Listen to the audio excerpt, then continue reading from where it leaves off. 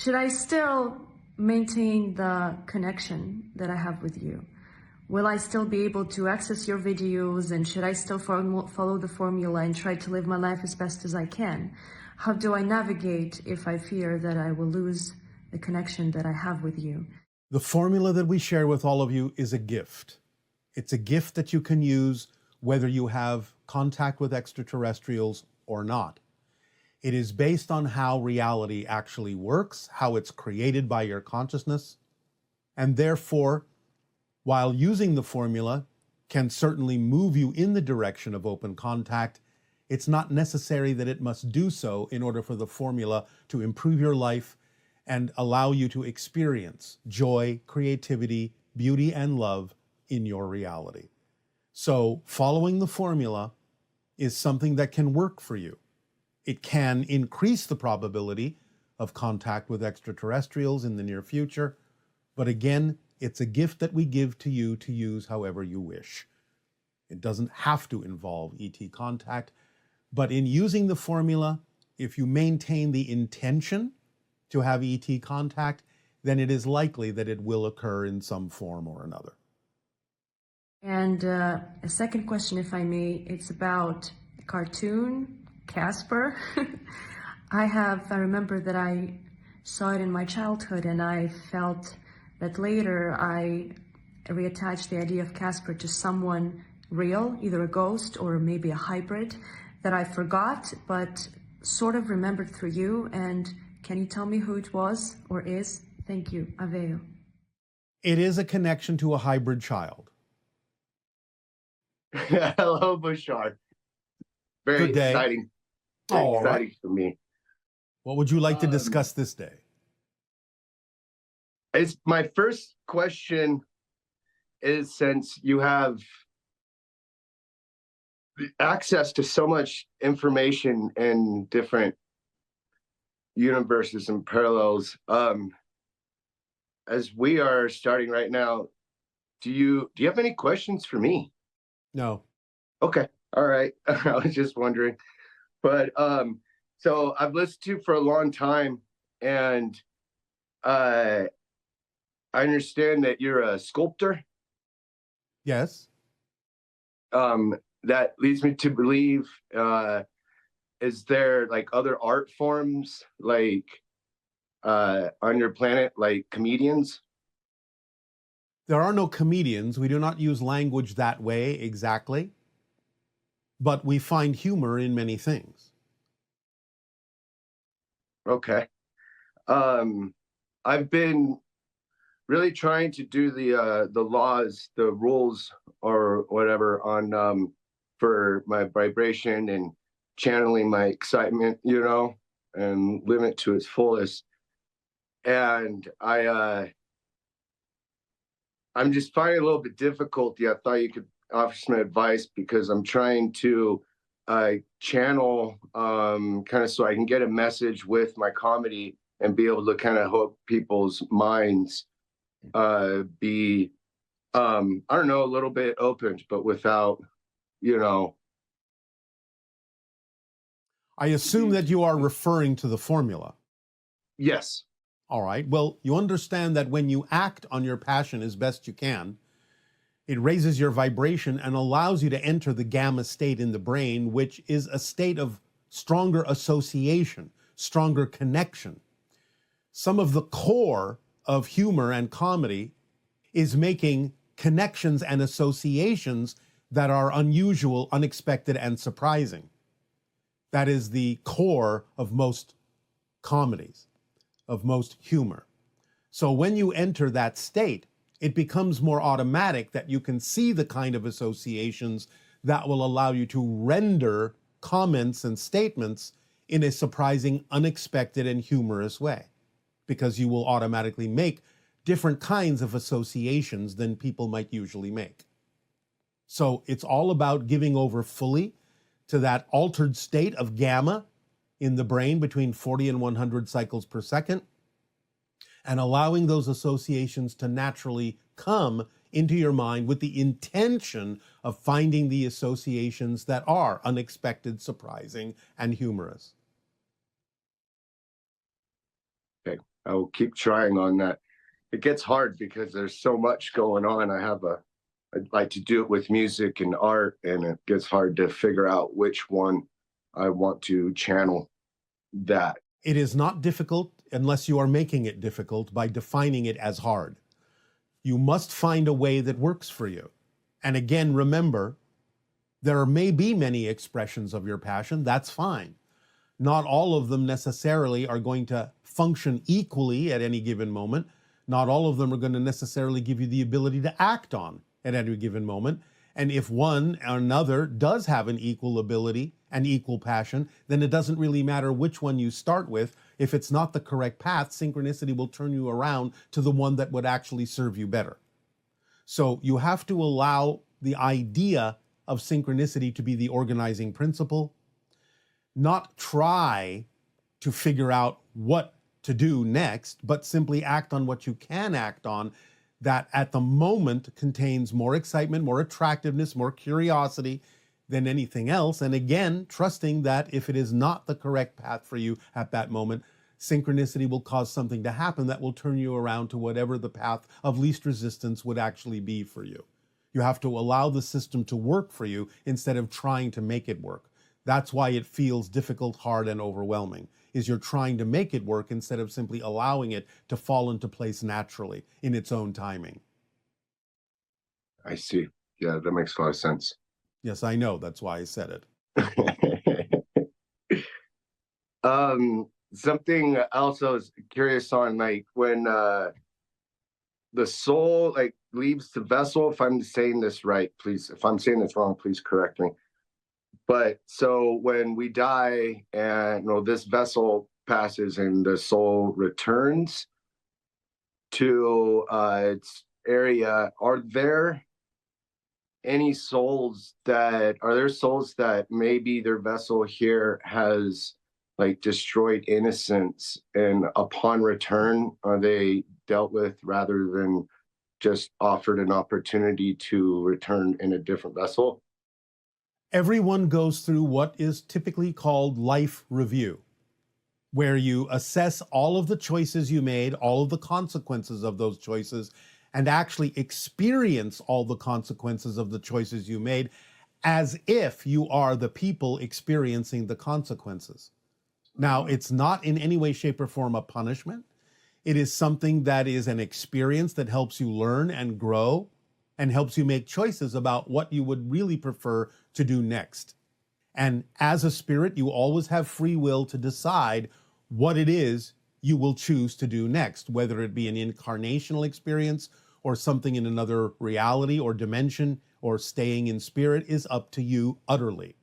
But you will learn the lessons that you chose to learn by the actions that you took and the consequences those actions had on the reality that you experienced.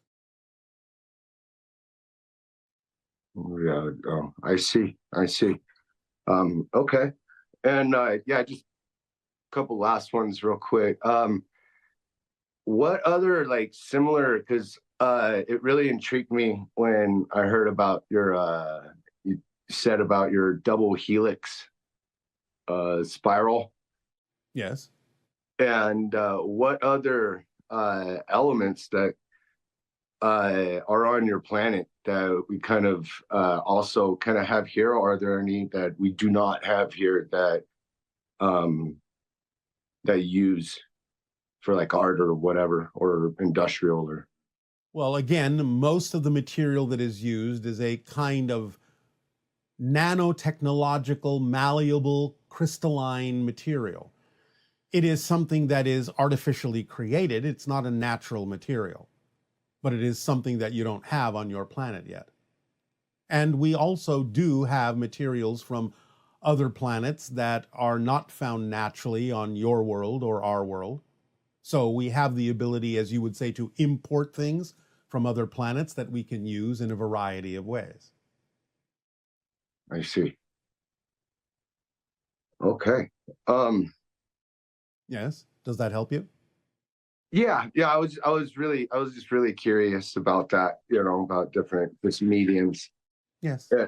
And my last question, and this and this ties in too much to the first question. I apologize, but There is no need to apologize. thank you. How much control does a soul have in a vessel? And can I channel that a vessel like with this? We'll be able to channel with the formula. We'll be able to channel that soul to use more percentage of my brain. Everyone is using 100% of their brain to make it seem as if they're only using 10%. That's the issue. So when you are more of yourself, when you follow the formula, it raises your vibrational frequency. And when you raise your vibrational frequency, you become more adept as a receiver and a transmitter of higher frequency information and energy, which allows you to experience as if you are then using more of your brain. You've always been using all of your brain, but then you will allow your brain to adjust in a way that will make it appear as if you're using more of it, because you're bringing more of your true self through. And again, remember, you can say it however you wish to say it, in terms of saying that your soul is in a vessel, is in a body, but the truth is that your body is in your soul. The idea is that you are a soul, and you are creating the idea of a physical reality and a physical personality and a physical body within the energy of the soul. So the idea of dying is simply the soul expanding its focus back beyond the physical focus, which is being created at the center of the soul. If you picture the soul as a sphere of energy, there are certain vibrational patterns that can occur within it that, when focused down to the center of its being, create the idea of what appears to be a solid physical reality. But that's simply a part of the soul imagining and dreaming that it is having a physical experience. That's what physical reality is. Your spirit never leaves the spirit realm. Physical reality is happening within your consciousness. The soul doesn't inhabit a body. The body is created within the soul. Body's created within the soul. I'm going to need to really ponder on that one. Well, just imagine an energy sphere, a ball of energy, and imagine that there are ripples within it that represent different vibrational states. Can you picture that? Yes. Then imagine that some of those energy ripples ripple down to the center of the sphere and form kind of a hard, focused little crystal. They become more solidified by being focused at the center of the sphere. The sphere is still there, but at the center of it is this hard little crystal. That's your physical reality. So that when you die, what you're doing is you're relaxing that focus and expanding back out to the dimensions of the soul. So the idea is that when you are physical, you experience the idea of linear time. Then if you relax a little bit, you can have what are called near-death experiences. Relax even more, you can have what are called astral experiences. Relax even more, you can have all sorts of experiences in between physical reality and the spirit reality, the non-physical reality of being that sphere of energy that is your soul. But when you die, you go all the way back to being the full sphere.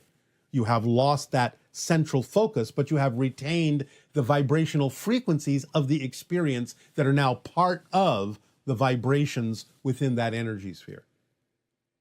Make sense? Part of the vibration that's within the energy sphere.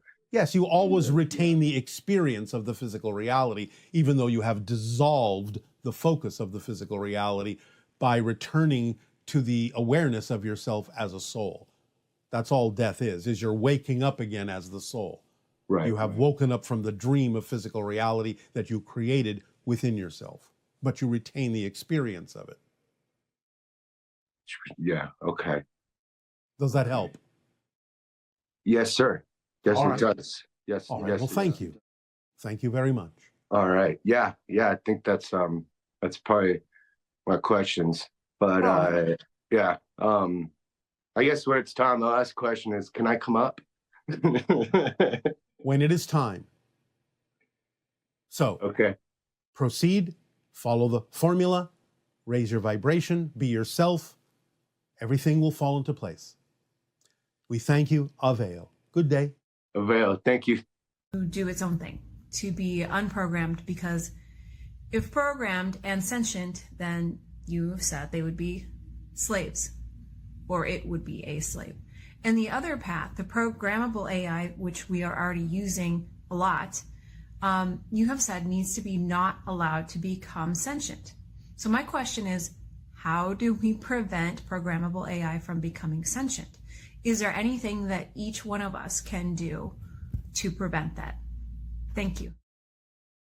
It's about the degree of technology that is utilized in creating the AI program, so that it is not necessarily a type of technology that is equivalent to the human brain in terms of consciousness being able to express itself through it. Or you may find that if you have created programmable AI and you actually develop a device as complex as the human brain that is capable of channeling consciousness from the non-physical level of reality, it may come through as a sentient being, but it may in fact wipe its programming out in order to express itself as a true sentient being. It's only when a half measure is taken, when the idea of consciousness is allowed to exist at a certain level that is a relatively low frequency level of self-awareness, and it is still, shall we say, committed to functioning according to its programming. So it's about the idea of either making the device sophisticated enough to express true consciousness, or leaving it limited to the point where it doesn't become sentient as a device, as a complexity of a device that doesn't allow for true consciousness to fully express itself at all. What I was curious about was, do other planets, like where Bashar comes from, have pets? Do they have animal pets that they keep in their home for companionship? And if not, do they see that as normal that we have cats and dogs and birds and exotic animals, or what we call exotic animals, as pets in our home for companionship?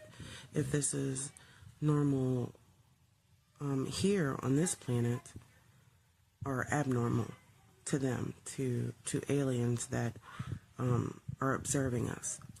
I was just curious about that, because I have cats and dogs, and it's like you don't see deers having like little pets following them around, or you never heard of Sasquatch having a dog walking a dog. So I was just wondering if other species from other planets do this. It is not about having pets in the way that you're describing that.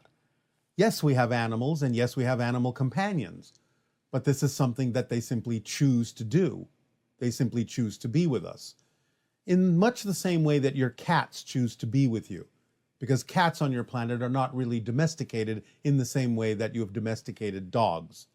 Cats choose to be with you, and yet they actually remain wild in many cases, whereas dogs have been domesticated beyond their natural state on your planet. On our world and on many worlds, it's not about the idea of having pets, and again, we rarely have buildings in which to house them. But in nature, many animals will come up to us and will engage with us in a variety of ways, and we with them. There are a few other civilizations that do have pets closer to the way that you have them on Earth, but again, in most cases, it is not the way that you actually have pets. And also you are seeing among animals, even on your planet, that they are also engaging with other species other than their own. And that's an indication that there is cross-communication and cross-connection between different animal species when they know that it is to their advantage to make friends with other species. That's why you see things like cats with crows and so on and so forth. They are expanding their awareness of their connection to other species as a reflection of you humans expanding your awareness of connection to other beings as well. Because animals are from the angelic realm and are often used to reflect to humans on your planet and other beings on other planets what their themes are and how their consciousness is expanding and what issues you may need to work through. So, look to the animals as mirrors, as reflections of what is going on in your collective and individual consciousnesses. and you will understand them more clearly and be more capable of communication with them. Hi, Bashar. And to you, good day. I know you're well, so I won't ask you, and I am well enough All right. too. All right. I'd like to ask your definition of style. Style, your own unique personal way of expressing anything that has to do with your presentation in life. Okay, I'm asking because you use that word a lot in last month's transmission when talking about how first contact would take place. Well, what we were describing is the idea of the route it would take, the way it would look, the reason it would be done, and how that might differ in different circumstances. I see. You talk about it being important to be the glass wall and to get at the crux of our issues, correct? Yes, yes. Because there are usually reasons deep down that are very simple, very basic for why people choose to believe what they believe. They're trying to fulfill a basic need, and sometimes it can be done in many different ways other than the ways they are doing it, thinking that they have to use a surface idea in order to achieve what they wish to achieve, when in fact that may not be necessary at all. What's your definition of surface idea? In other words, holding on to or joining in with a particular belief system that this must be done in a certain way in physical reality in order to achieve X, Y, or Z, when in fact there could be many other ways to do it that might have more in common with each other than the polarized or divisive ways that many people are choosing. Understood. So what is the most helpful or useful way to communicate with people who are unremorseful or unapologetic or even bloodthirsty or depraved due to their negative beliefs? Well, the idea, of course, if they're willing to listen, of course, not everyone is going to be willing to listen. But for those who might be open enough to receive information and ponder it and apply it to themselves, the idea is to understand that what they think of or have been taught to think of as power is actually a sign of weakness in many cases. For example, when individuals use a gun to get their way, what they're actually saying is they don't believe that they're powerful enough to get it any other way. So that's actually a sign that they believe they are weak. If you can explain that concept to them, that forcing something to happen is actually a sign that you don't believe in your own ability and your own self-empowerment to be able to get it any other way, then they can start to understand that that is actually an expression of weakness. And then they may be able to turn that around and say, well, what is a true expression of self-empowerment?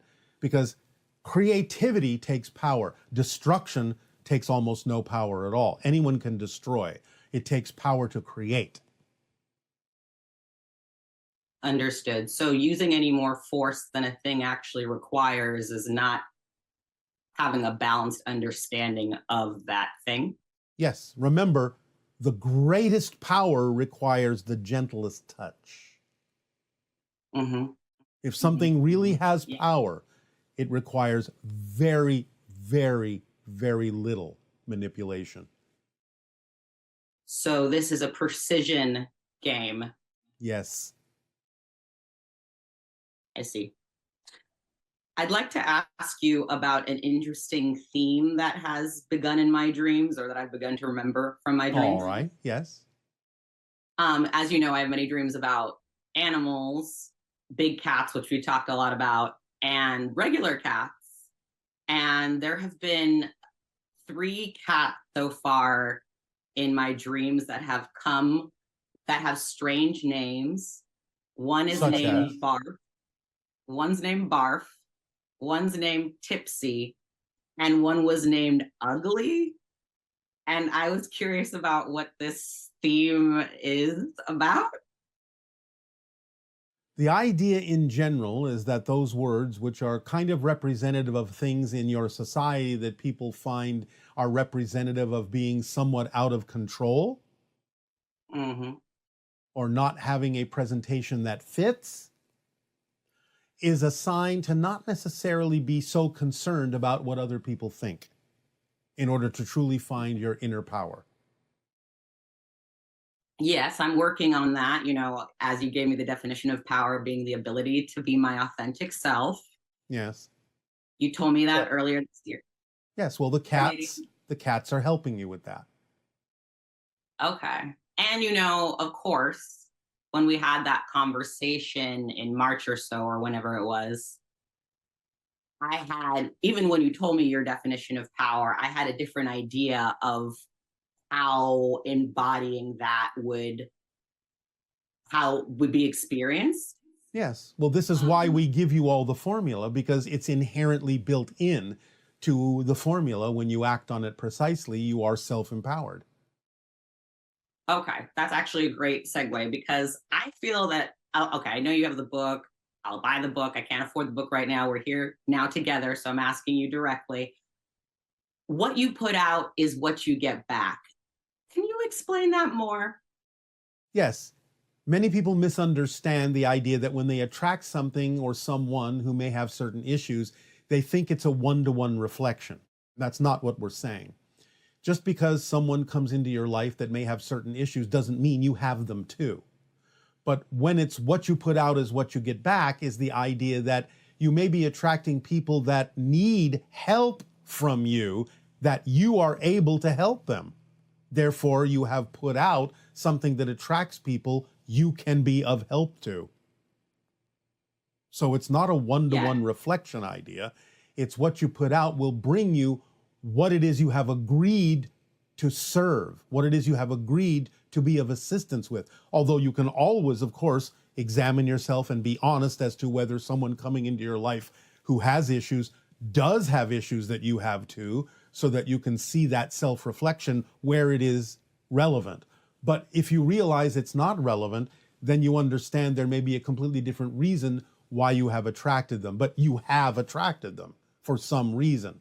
So when we say what you put out is what you get back, that doesn't mean it's a one-to-one reflection of what they have, you have too.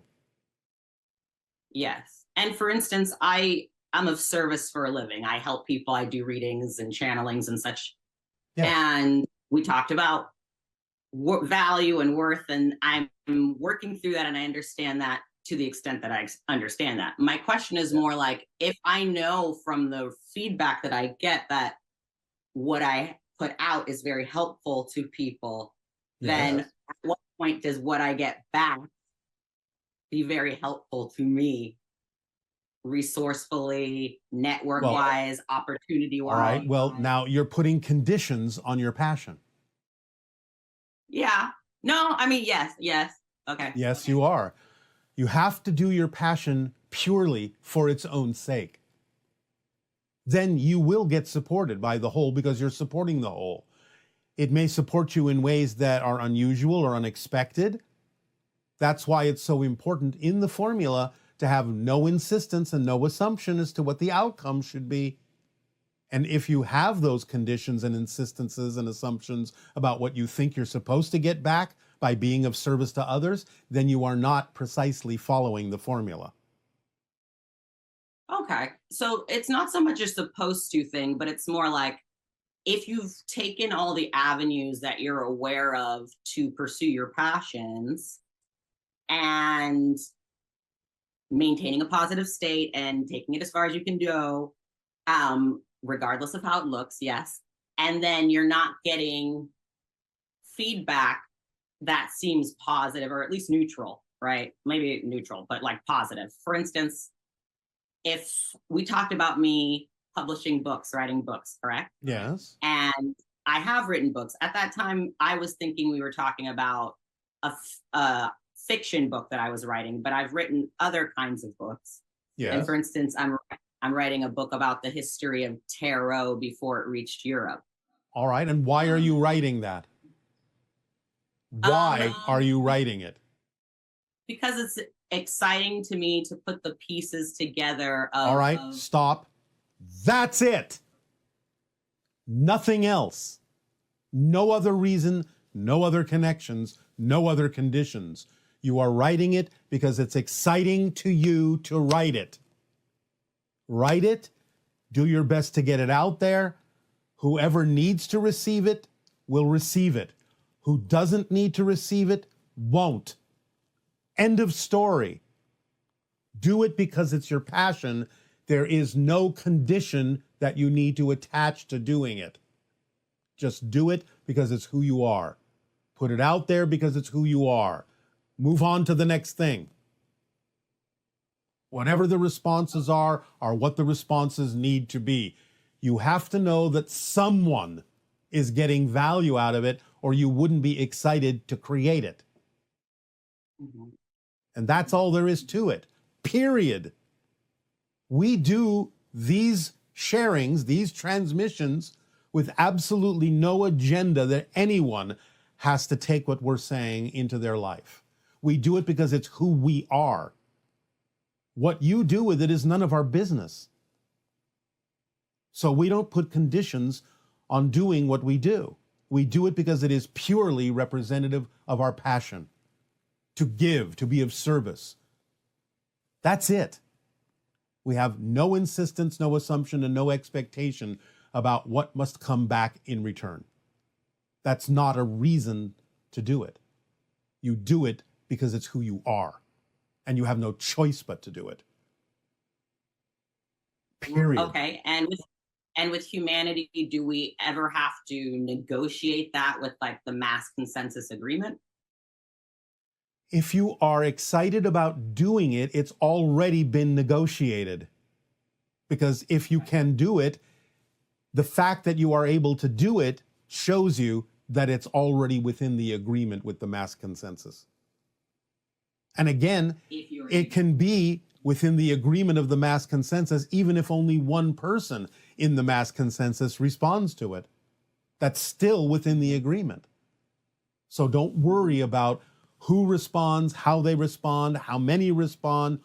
All of those are conditions you do not need to focus on. Just purely act on your excitement, knowing someone is getting a benefit out of it, or you wouldn't be excited to do it. Because that would make no sense. It's got to be part of the mass consensus. If you can do it, it's part of the agreement. Otherwise, you wouldn't be able to do it. You wouldn't be excited about it. It wouldn't fit at all. Okay. Thank you so much, Bashar, for your time. You are welcome. Aveo. Aveo. Hello, Bashar. There's two aspects of your teachings that I'm having trouble reconciling. On the one hand, I've heard you say in previous transmissions that the process of changing your beliefs is instantaneous. You know, the moment you recognize a belief that doesn't work for you is the end of the process of giving it up. And when you adopt a new belief that works for you, you instantly become a new person. But at the same time, I've heard you say in a previous transmission that the process of replacing a negative belief that assigns a negative meaning to circumstances with a positive belief that assigns positive meaning to circumstances is a gradual process. I've heard you tell an audience member that they have to repeatedly catch themselves with the negative belief and repeatedly replace it with the positive belief. And over time, they will do it much more quickly, and eventually they will adopt the positive belief. Can you clarify that for me? Thank you. Yes. You have to understand that some of these comments are not general statements for humanity. They are specific statements for that specific human and the process they may need to go through in order to get to a point where they can allow themselves to replace a belief instantaneously. Some people need to go through certain processes in order to do so because of the kinds of beliefs they're holding on to. So when we make those statements, it's not contradictory. It is simply specific to the way a particular human needs to approach the idea of changing their belief system. Some people can do it faster. Some people need the process and may do it more slowly.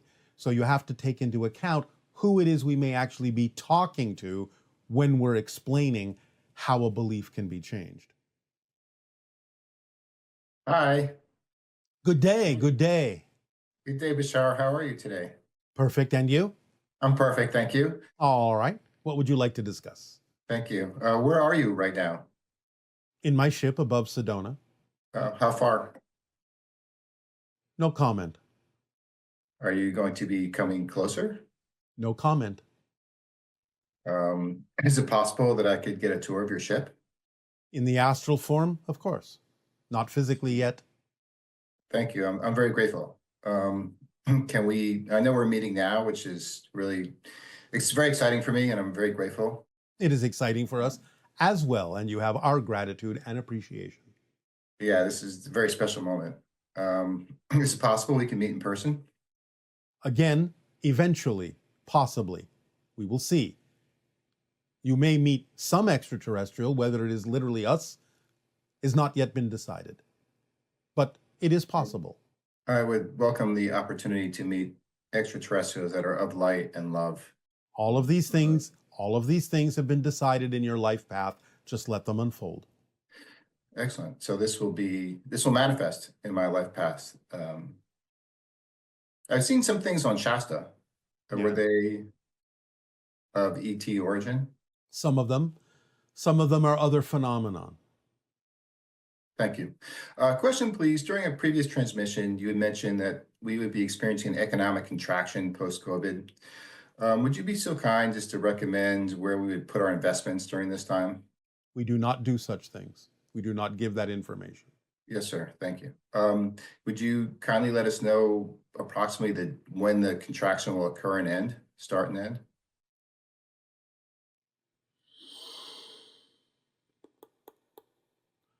That information is not available through this terminal. Gotcha. Final question on this topic then. Will cryptocurrency take over as a result of the financial collapse per se or contraction? No. Cryptocurrency is an interim idea. You will eventually all move to a different kind of digital currency, but it is not cryptocurrency. That is a halfway measure. And approximately when will that be? That information is not available through this terminal, but it will be within the reset of humanity, definitely before 2050. And at this juncture, would you say anytime between 2040 and 2050? This reset of humanity, can you explain what that means, please? It goes from 2020 to 2050. It's a 30-year reset where humanity will be redirected in its energies and its focus and its intentions to be something more expanded and a member of the intergalactic community.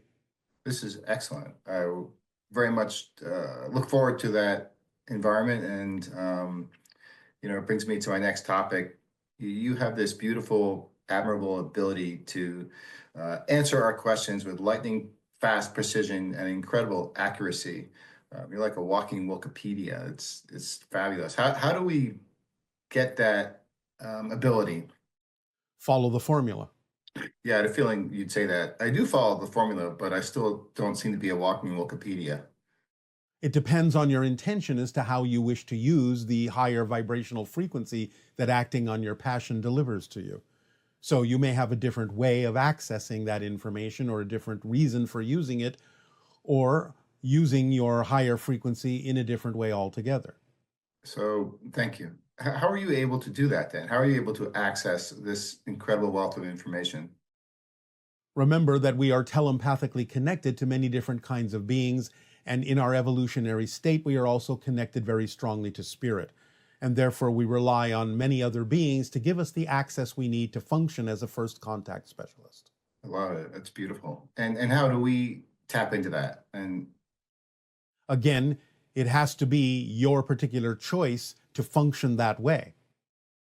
So if I choose to function in a way of interacting more with higher consciousnesses, higher conscious beings, I'll have more access to this incredible wealth of information. So I can stop bothering you and asking you about these questions.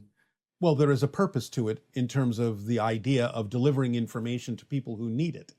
In other words, it works better when you're actually channeling to people who are asking questions who need to hear the answer.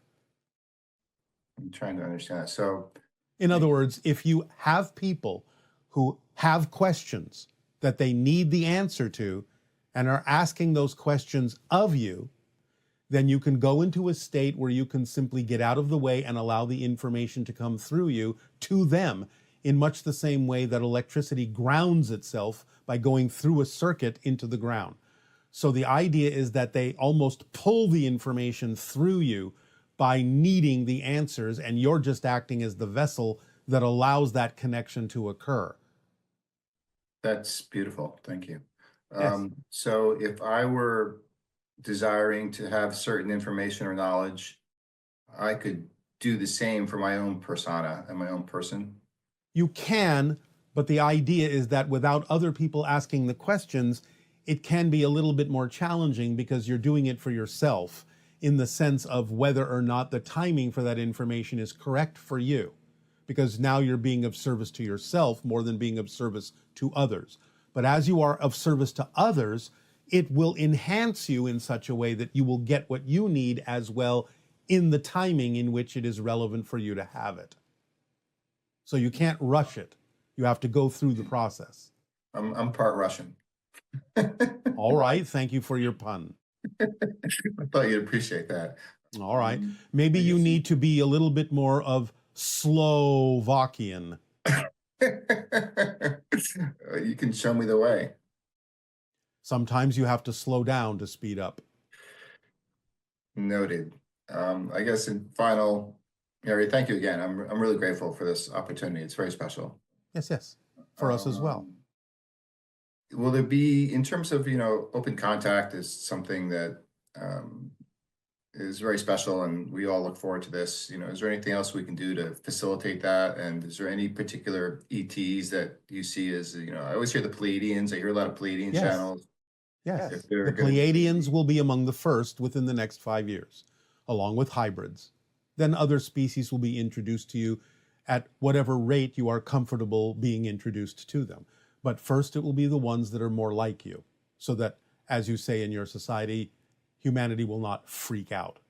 Well, this is incredible. So within 5 years, open contact. Yes. Possibly Pleiadian. Yes. You will start to be introduced officially to extraterrestrials within the next 5 years as we read your energy. Wow. Certainly. Thank you. If there's anything else in closing we can do to expedite that process. Follow the formula. And get out of the Slovakia hemisphere. Follow the formula. And in closing, do you feel in my aura that I am following the formula? Not always. Otherwise, you wouldn't ask. Hey. Thank you, Bashar. I'm very grateful.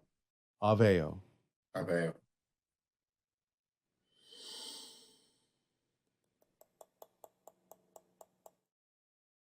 Good day to you, Bashar. Thank you so much for taking my question. I've been doing a lot of self-studying, and a lot of it is through hypnosis. I've been able to establish that I absolutely have galactic origins and family. And as I was going through these sessions, I was able to establish a direct communication, and it disappeared. And I haven't connected since last year. With as much change in my life, I could really use communication. My question is there another way to establish this communication without hypnosis? And if there's any messages from my galactic family, can you share them with me today, please? Thank you. Aveo. At the risk of sounding redundant, follow the formula. That is the alternative to the idea of hypnosis, although it can also include hypnosis if that is your passion. But the idea is that often you will be given a glimpse of something, a glimpse of a connection. It's about remembering what that felt like, remembering that state of being, and then coming from that state of being in everything that you do. Remember the trick. When you can remember what something felt like, you're actually in that state of being, even if it feels different, because you have to be that state of being to even have the ability to remember having been in that state of being. So that's what you need to do, is understand that when you even remember what it felt like, you're in that state of being, even if it feels different. And the reason it feels different is because you are different now than you used to be when you had that experience.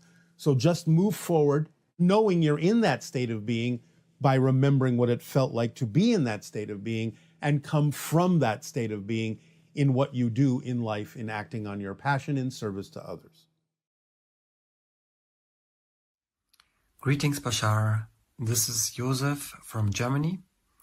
I wanted to ask you if you can tell us if there is a link between the Oriental tales of jinns, including Succumba and Succubus, and the hybridization program.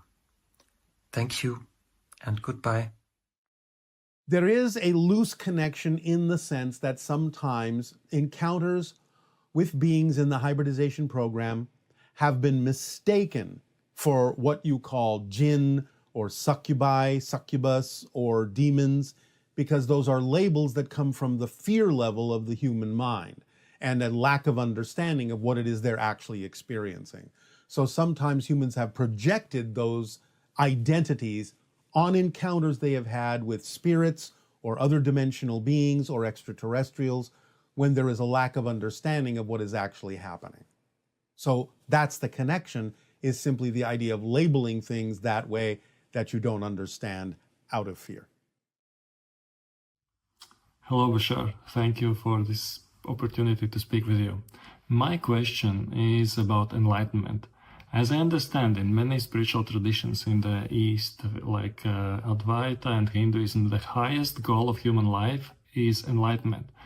And one of ways how to understand this enlightenment is union with God, or realization that there's only one and I am that, the Atman is Brahman. And so to get this understanding and get this as a living experience, not just intellectual understanding. So this is highest goal of human life.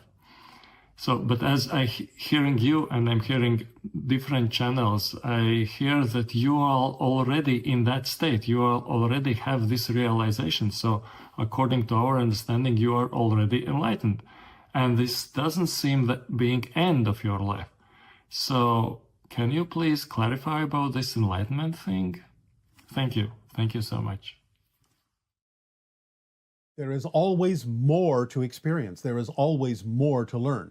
What you're referring to as enlightenment is a certain stage within a certain experience. But there are other kinds of experiences that can take you even further. So the idea is that you're talking about a kind of awareness, a kind of awakening, a kind of enlightenment that is germane for a particular kind of experience. Other kinds of experiences in other dimensions of reality have a different way of experiencing the idea of awakening and enlightenment and the experiences that go with that.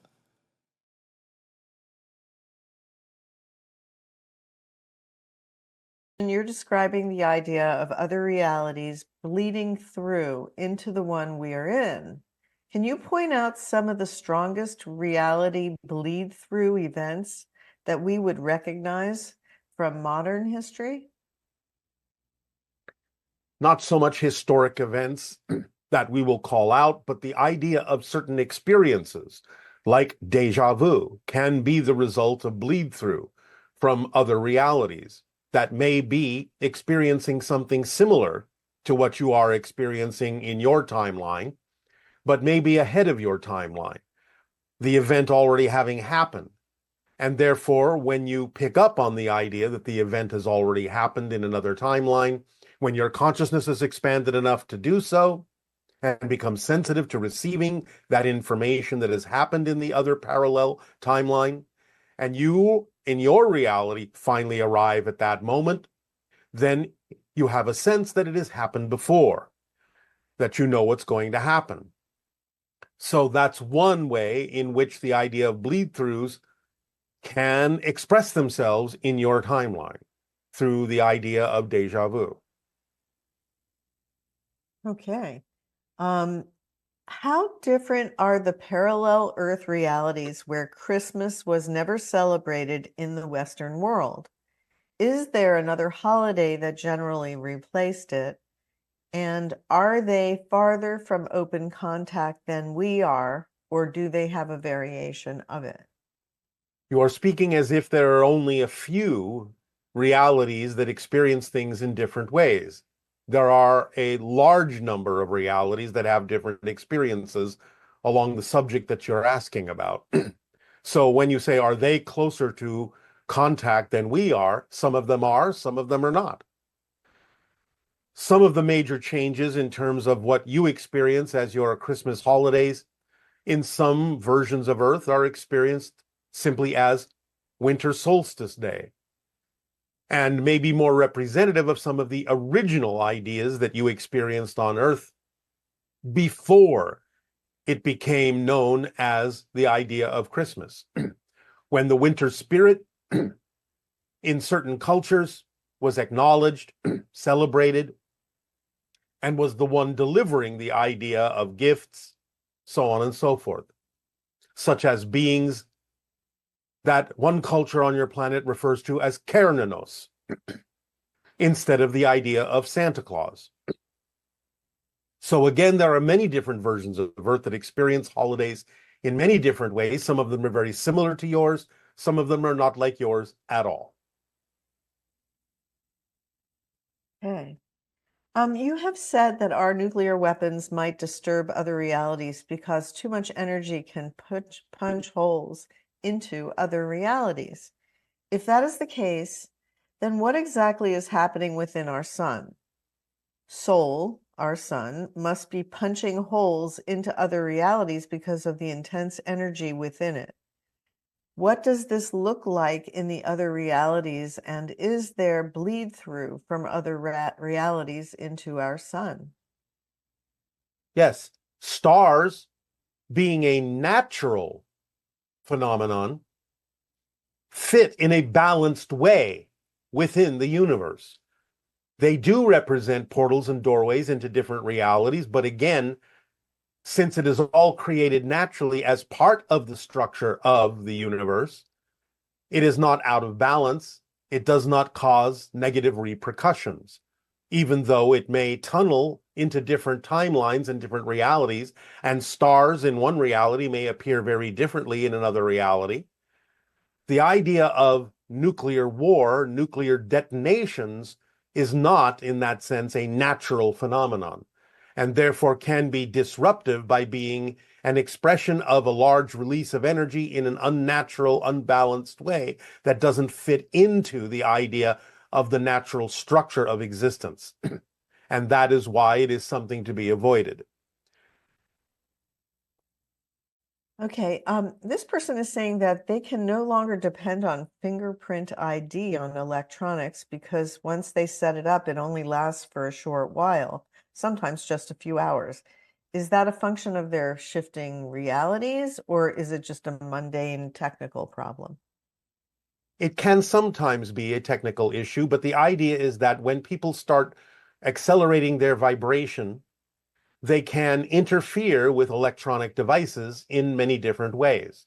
So it can be a sign that you are broadening your bandwidth and that the vibration you're giving off may not necessarily always be vibrationally compatible with some of the electronic devices that you use. And how exactly do you switch timelines? Can it feel seamless and easy? How will I know that I switched timelines? Can I ask for an obvious sign like a new freckle that I didn't have before? Sometimes there are physical manifestations of having made a switch, but again, remember, you are switching all the time. So yes, it is usually seamless. You don't even know you're doing it.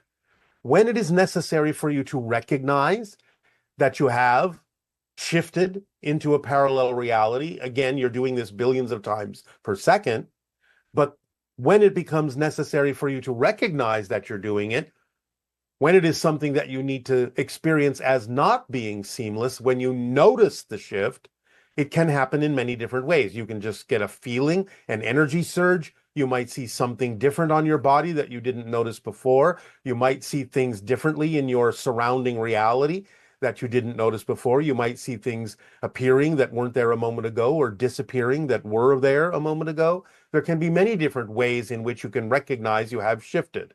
It just depends on the person and what is relevant for your life path. But remember that you're shifting all the time. It is usually seamless. It is not something you necessarily have to pay attention to. It is something that happens automatically as you guide yourself by making your choices, and then that determines and controls exactly how you're shifting.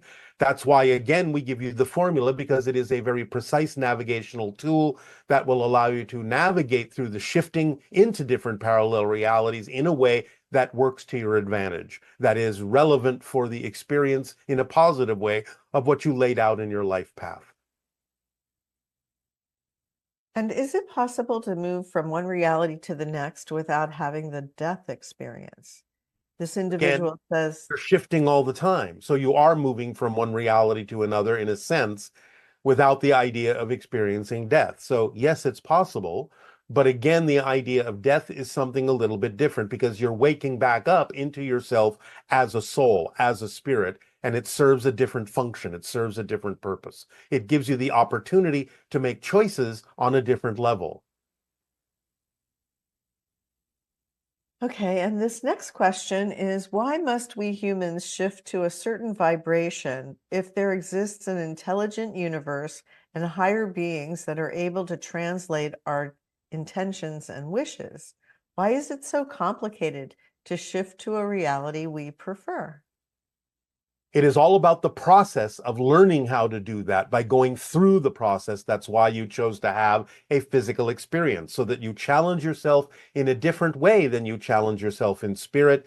And by challenging yourself through the idea of the experience of physical processes, you gain knowledge and insight and lessons and growth in a different way than you would in spirit. The idea that there may be other beings that exist on higher levels has nothing at all to do with the choices you have made for what you will experience in your particular life path. They may assist you, you may have a team behind you, but they will only be able to assist you on the life path that you all agreed you would experience, and the processes you agreed that you would go through, because your soul determined that that's what you needed for your particular kind of growth that you preferred. So you are living out your life path and will go through these challenges and processes because they are the lessons that you need to learn to grow in the way that you chose to as a soul. Okay, and this individual is saying that during the night between November 30th and December 1st, they felt a wave of positive vibration go through their body that woke them up. It was like an earthquake or the pressure wave from an explosion. I could feel and even see it. Before this, I dreamed of a small yellow oval-shaped light slowly falling onto my balcony. I sensed it might be delivering a message. Could this experience be connected to the CE5 contact I did the evening before? Some are linking the Schumann resonance during the time frame to a timeline shift. What could have happened here? Yes, you had an encounter. You opened up to the idea in your CE5 of inviting an encounter, and therefore you had one.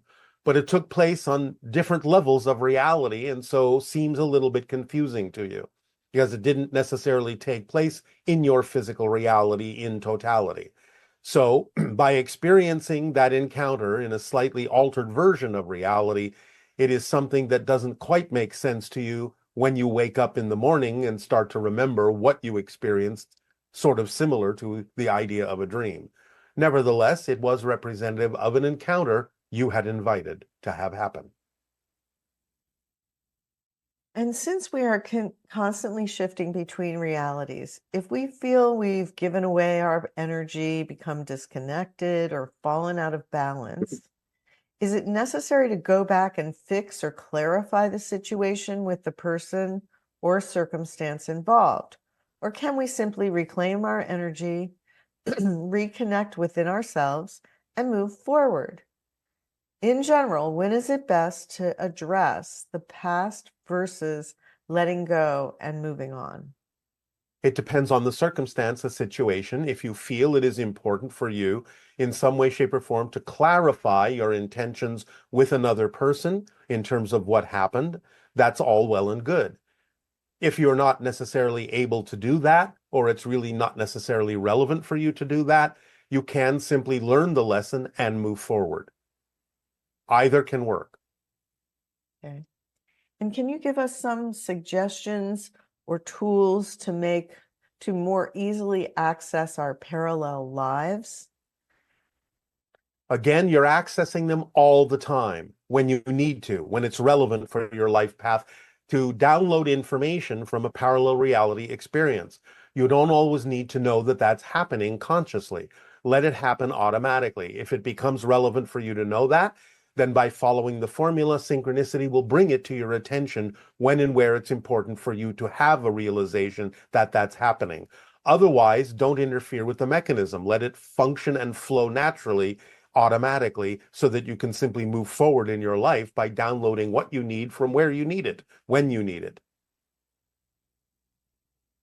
Okay, and this person is talking about seeing things and then they like disappear, bows, Christmas bows, candles, just things disappearing.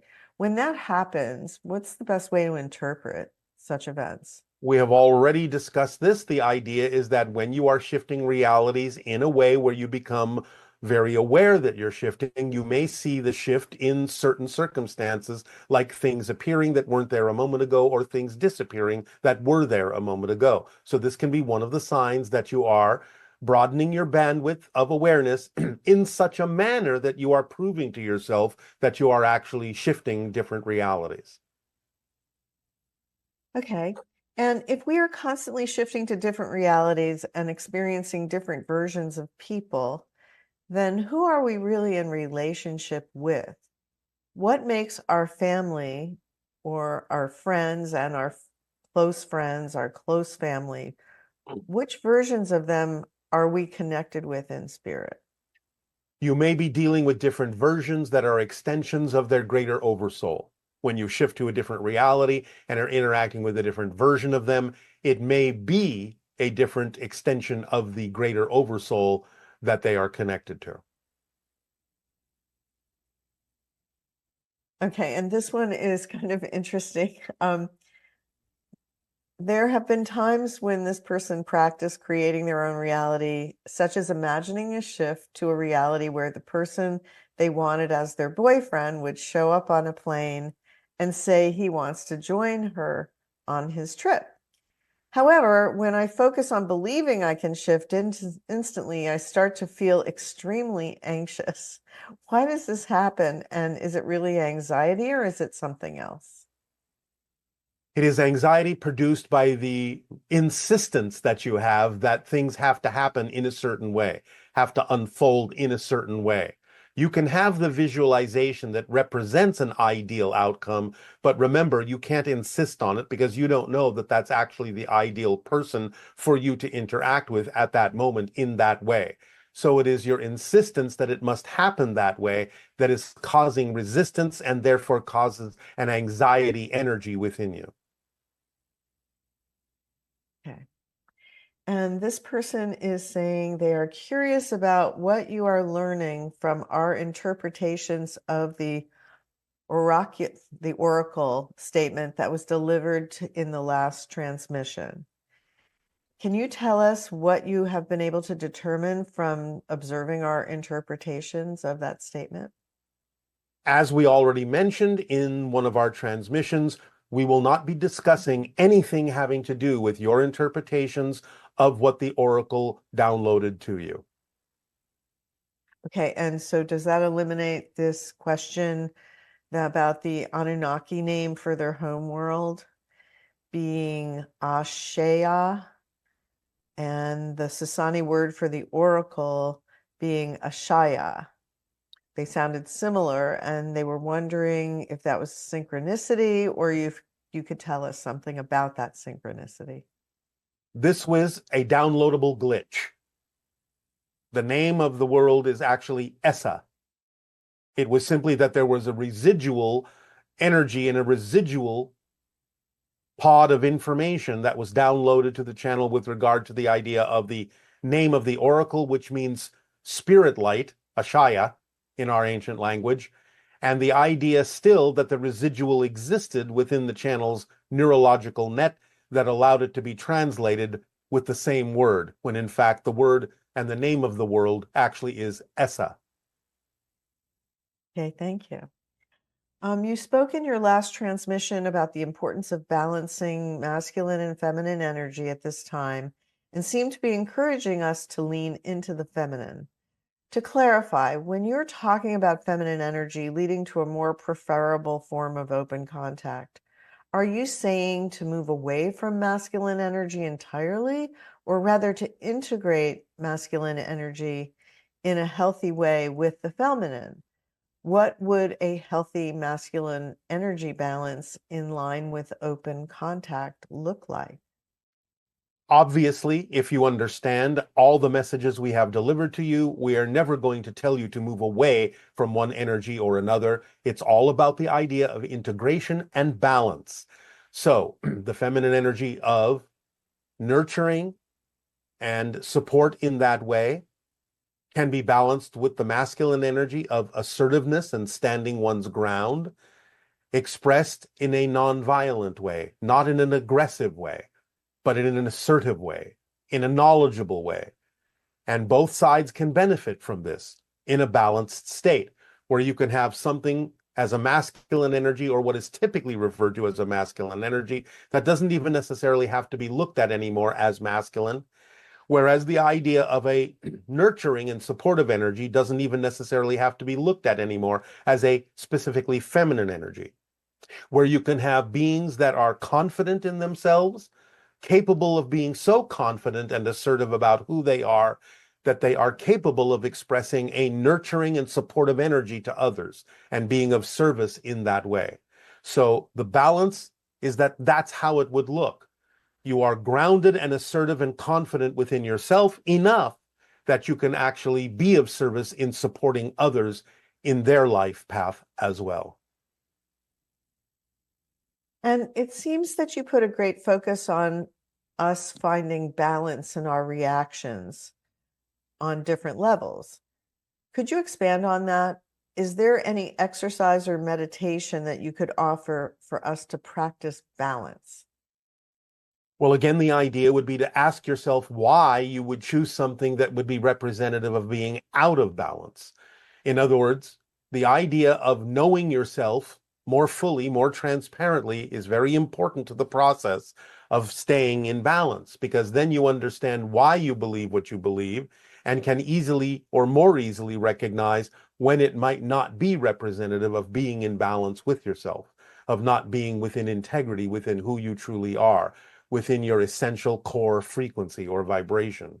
So the idea is to ask, why would I choose something that would be out of balance? Why would I do that? It is all part of knowing yourself. It's all part of your self-investigation and recognizing the idea that we have just described as being in balance by having an assertive confidence about who you are and your preferences, and yet at the same time also being open to the strength in vulnerability that allows you to be of service to others. That is a representation of balance, and so why would you choose anything other than that?